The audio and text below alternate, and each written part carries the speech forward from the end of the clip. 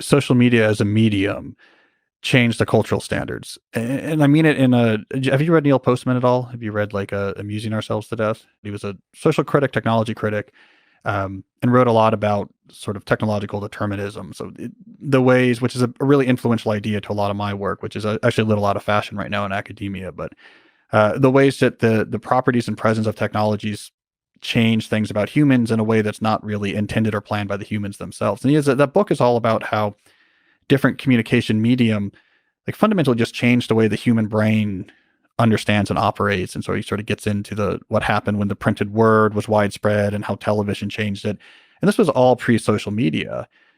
But this is one of these ideas I'm having is like what to the degree to which, and I get into it sometimes on my show, I get into a little bit, like the degree to which like Twitter in particular just changed the way that people conceptualized what, for example, debate and discussion was.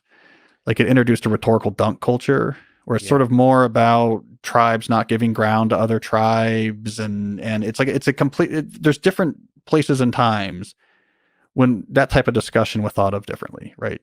Well, yeah, absolutely. But I tend to believe, I don't know what you think, that there's the technological solutions. Like there's literally different features in Twitter that could completely reverse that. There's so much power in the different choices that are made, and it could still be highly engaging and have very different effects, perhaps more negative, but or hopefully more positive. Yeah. So I'm trying to pull these two things apart. So there's these two ways social media, let's say, could change the experience of reading a major newspaper today.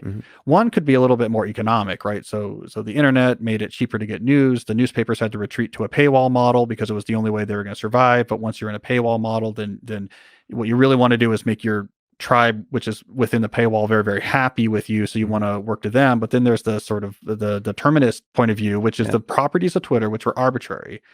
Jack and Evan just whatever, let's just do it this way, influenced the very way that people now understand and think about the world. So the one influenced the other, I think. Yeah. They kind of started adjusting together. I did this thing. I mean, I'm trying to understand this. Part of the I've been playing with the entrepreneurial idea. There's a very particular dream I've had of a startup that is a longer term thing has to do with artificial intelligence.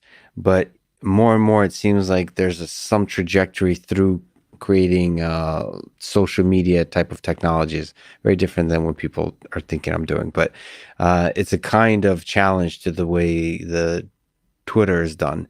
But it's not obvious what the best mechanisms are to still make an exceptionally engaging platform. Like Clubhouse is very engaging and not have any other negative effects.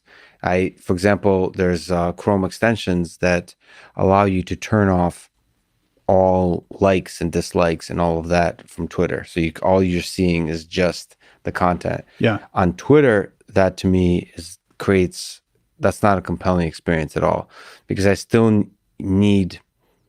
I would argue I still need the likes to know what's a tweet worth reading. Yeah. Because I don't only have a limited amount of time, so I need to know what's valuable. It's like rating Yelp reviews on tweets or something. Yeah, exactly. But I've turned off on, for example, on my account on YouTube, I wrote a Chrome extension that turns off all likes and dislikes and just views. Yeah. So I don't know how many views the video gets and so on, unless it's on my phone. But did you take off the recommendations? No. On YouTube, some people, the distraction for YouTube is a big one for people. Yeah.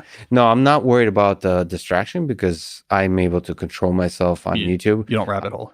No, I don't rabbit hole. So you have to know your demons or your addictions or whatever. On YouTube, I'm okay. I don't keep clicking. The negative feelings come from seeing the views on stuff you've created. Oh, so you don't want to see your views. Yeah. So like I'm just like speaking to the things that I'm aware of myself that are helpful and things that are not helpful emotionally. Yeah. And I feel like we need to create actually tooling for ourselves. That's not me with JavaScript, but anybody is able to create, sort of control the experience that they have. Yeah.